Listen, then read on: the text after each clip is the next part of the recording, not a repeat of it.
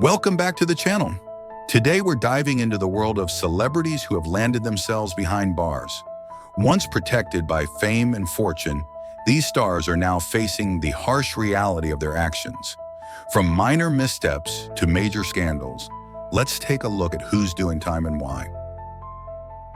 Elizabeth Holmes, a name that once echoed through Silicon Valley as a symbol of genius and ambition, has now become an indelible stain on the history of technology and healthcare.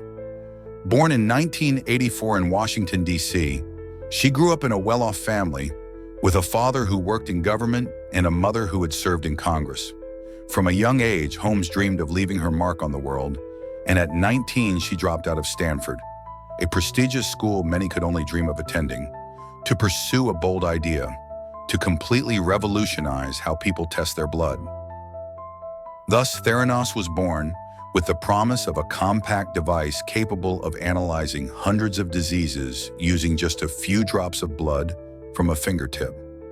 But behind that dazzling aura of brilliance, what turned this dream into a nightmare, dragging down hundreds of millions of dollars and the trust of the world with it?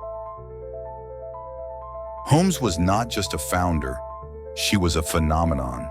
With her golden blonde hair, piercing blue eyes, and a deep, commanding voice, later rumored to be deliberately affected to make an impression, she quickly became the queen of the startup world. By 2014, Theranos was valued at $9 billion, making Holmes at age 30 the youngest self-made female billionaire in America.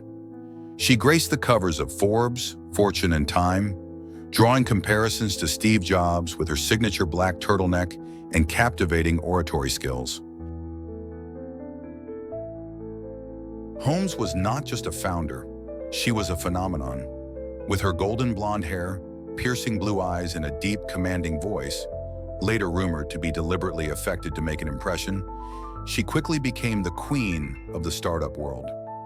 By 2014, Theranos was valued at $9 billion, making Holmes at age 30 the youngest self-made female billionaire in America. She graced the covers of Forbes, Fortune, and Time, drawing comparisons to Steve Jobs with her signature black turtleneck and captivating oratory skills. The truth began to leak out like blood from a pinprick. The device dubbed Edison, touted as the future of medicine, turned out to be a deeply flawed machine. Former Theranos employees, once bound by strict confidentiality agreements, started speaking out. They revealed that Edison couldn't produce accurate results, frequently malfunctioned, and that the company had secretly used competitors' machines, like those from Siemens, to run tests, then labeled the results as their own. Thousands of patients received faulty diagnoses. One was falsely told they had cancer, another missed a dangerous heart condition. Yet Holmes continued to face the public with a confident smile, raising hundreds of millions more from trusting investors. What drove this young woman to plunge into such a dangerous game? Was it an ambition to change the world, or a blind belief that she could turn lies into reality? The house of cards began to collapse in 2015 when Wall Street Journal reporter John Carreyrou published a series of explosive investigations. He exposed how Theranos manipulated data, deceived investors, and threatened employees to keep quiet. A lab employee, Tyler Schultz, grandson of George Schultz, a Theranos board member, became a whistleblower, defying pressure from both his family and the company.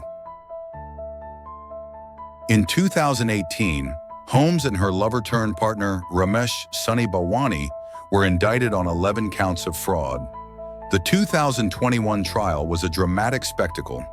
Holmes, now pregnant, appeared as a starkly different figure, no longer the powerful businesswoman, but a future mother, attempting to sway the jury with emotional tales of her childhood and dreams of saving lives. Yet Elizabeth Holmes' story is far from over. Was she truly the sole mastermind, or merely a pawn in a larger game orchestrated by other forces? Balwani, sentenced to 13 years in 2022, was he the real puppeteer, as Holmes claimed? And when she's released around 2032, still under 50, will Holmes try to rewrite her narrative? Theranos has crumbled, but the mysteries surrounding her continue to captivate. Was she a misunderstood genius, a victim of her own grand dreams, or a master con artist who gambled everything and lost it all? Only time will tell, but until then, the name Elizabeth Holmes remains a haunting cautionary tale about the fragile line between ambition and deceit. Mike Tyson, a name that once struck fear into the entire boxing world with the moniker Iron Mike, was not only famous for his devastating knockout punches, but also for a scandal that shook the world, steering his career and life down an unexpected path. In 1992, at the height of his fame, Tyson found himself entangled in a highly controversial case, the alleged rape of an 18-year-old girl, Desiree Washington. But what really happened in that fateful hotel room? And why does this story still captivate people decades later? On July 19, 1991, Tyson, then 25 years old, was in Indianapolis to attend the Miss Black America pageant as a guest. Desiree Washington, a youthful and beautiful contestant, met Tyson during a rehearsal. According to her account, Tyson invited her to his hotel room at the Canterbury Hotel to talk. But what unfolded next was a tale that varied drastically depending on whose perspective you heard. Washington claimed that Tyson attacked and raped her in his luxurious hotel suite. She described in vivid detail how Tyson, with the strength of a heavyweight boxing champion, overpowered her despite her resistance. Tyson, on the other hand, insisted that everything was consensual, asserting that Washington willingly came to his room and that no coercion took place. So what was the truth? A fleeting romance or a crime concealed by fame? The case quickly became the center of global media attention. Tyson, backed by an expensive legal team, faced off against prosecutor Gregory Garrison, who was determined to bring the boxing legend to justice. During the lengthy trial in early 1992, Washington appeared fragile, tears streaming down her face as she recounted her story. But what shocked everyone even more were the bizarre details. Why did she agree to go to a stranger's room in the middle of the night? And why would Tyson, a superstar surrounded by countless women, choose to act this way? Physical evidence was presented, a small tear in Washington's clothing and medical examination results showing signs of bodily trauma. However, Tyson's team argued that these could have been the result of a consensual encounter. Nevertheless, after hours of intense deliberation, the jury reached a verdict. Mike Tyson was guilty. He was sentenced to 6 years in prison and fined $30,000. But what swayed the jury to believe Washington's story over Tyson's defense? On March 25, 1995, after serving nearly 3 years at the Indiana Youth Center, Tyson was released for good behavior. But his time behind bars had changed him forever. From an undefeated champion, Tyson became a focal point of criticism and doubt. In a later interview, he reflected, "I never thought I'd end up in that situation. I lost everything, fame, money, and even myself." Curiously, even after his release, Tyson never publicly admitted guilt.